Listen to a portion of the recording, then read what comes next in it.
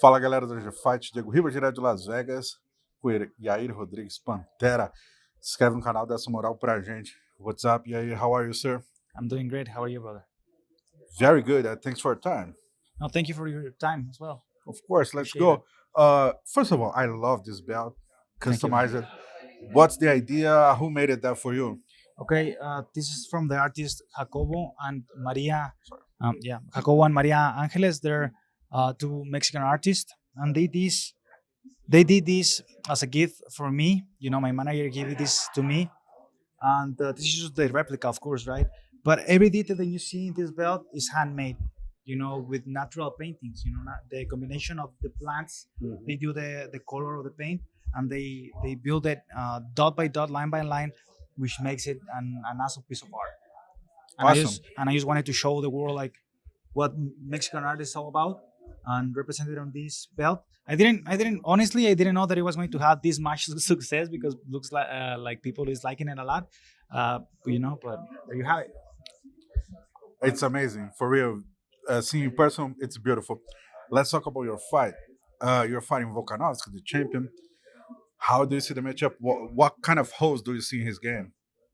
I think he doesn't have many holes in his game. You know, it's gonna be up to the mistake he does in during the fight, and I think, of course, there is like certain patterns he always like follows.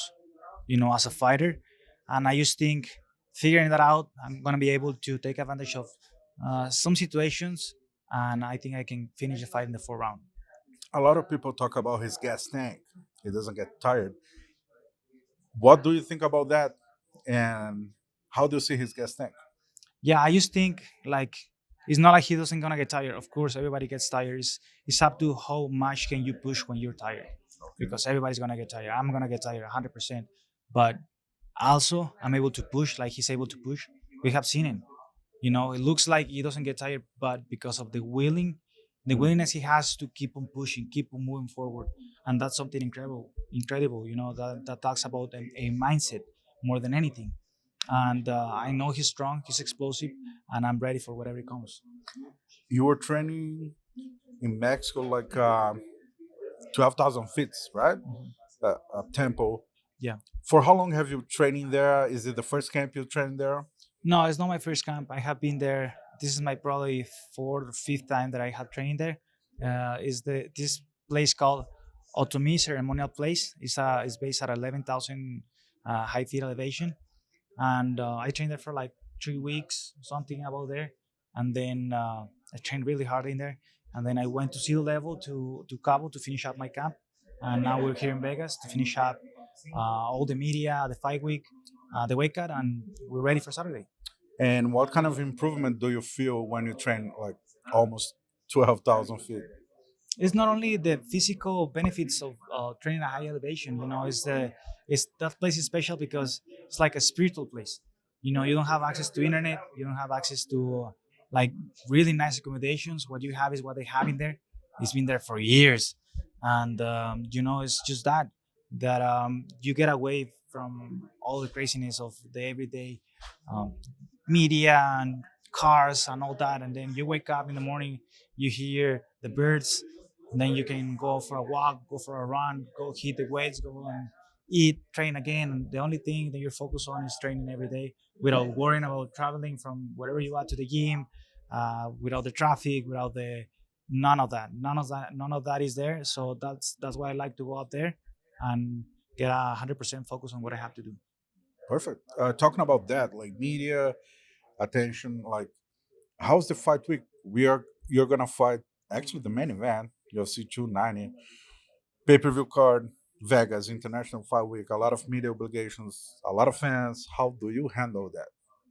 Well, I think it's just part of what I have been doing for like almost 10 years already. So this is normal for me. It's not bigger than Oh yeah, before. yeah. Of course, you gotta do more like interviews and stuff like that. But it's just adding to what we already know we have to do. You only have to do a couple more media, more pictures and stuff like that. There's nothing impossible to do. You know, if somebody else can do it, we can do it as well. And this is just part of what you have to do. You know, we're cutting weight, but everything's good. Um, I feel great, energized. I'm in a good point. I'm in a good weight. I'm in a good mood.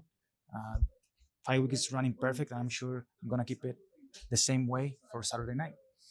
Okay, I would like to ask you about Mexico. Uh, how big is MMA in Mexico right now? How's I the think sport?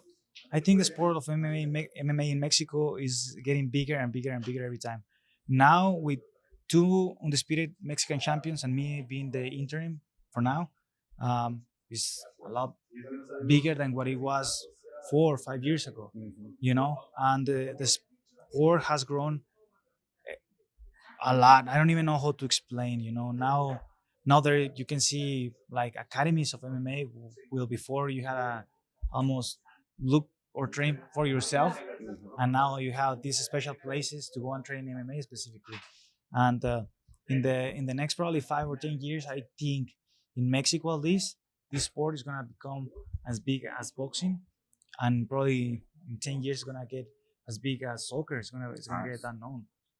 And at the same time, you and Brandon and Alexa, you guys are the face of the sport.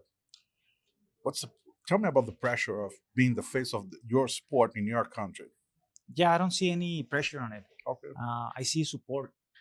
I see support, and this is something that I wanted to do all my life. Represent my country in the best way possible, and that's what I'm doing right now. And I take responsibility on doing it in the best way possible, so I can keep more proud to my country. Are you ready to have a lot of Mexicans at T-Mobile Arena this Saturday? Oh my God, you'll see, you'll see. Just wait for that. It's gonna be incredible. Not only there, it's gonna be full of Mexicans, all the streets and stuff, singing and jumping around with flags and stuff. You'll see. It's gonna be amazing. It's dope. Talking about the fight, my last question about the fight, Volkanovski. Is it fair to say that your unpredictable style with elbows and knees and flying, that's the secret for the victory? Because Mm, it's hard to find someone that is going to be able to emulate your style during this training camp. mhm. So yeah, I think it's a big part of it. I don't think it's everything, but I just think it's big part of it. And there is many things involved on the fighting game and in the fight as well. As reaction, as creativity during the fight, as the technical level of both of us, and see who can pull out the best strategy during that day. Last question, yeah. What can you bring to the table that Max Holloway and Jose Aldo couldn't bring against Alexander Volkanovski? Well, I think I already have the opportunity to face Max Holloway. I think I absorbed a lot of his expertise while I was fighting him, and I can learn from my own mistakes. Because they expose a lot of my mistakes, and I have been learning from them, and I'm ready to pull out a victory this Saturday. What can I bring that they didn't? I don't know. We're about to see Saturday. I like the answer. If you don't mind, please look to the camera and send a message for your Brazilian fans. They're going to watch the fight Saturday. What can I Yeah, expect from it? yeah. No, the only thing I want to say to Brazilian fans is thank you so much. I wish one day, sooner than later, come visit your country. Obrigado for all your support. Muchísimas gracias. Yo sé que entienden español, porque yo Sí. también entiendo portugués. Entonces, muchísimas gracias por todo el apoyo y espero vernos pronto por allá en Brasil. Nosotros hablamos portuñol. Portuñol. Sí, mi entrenador de Jiu-Jitsu es brasileiro, entonces siempre me está hablando en portuñol. Alexa, eu entrevistei a Alexa em português já. Sí, Alex es bueno para hablar, sí, portugués. Kelvin Gastelum también habla muy bien portugués. Creo que me estoy quedando atrás ahí. Pero puedo entenderlo.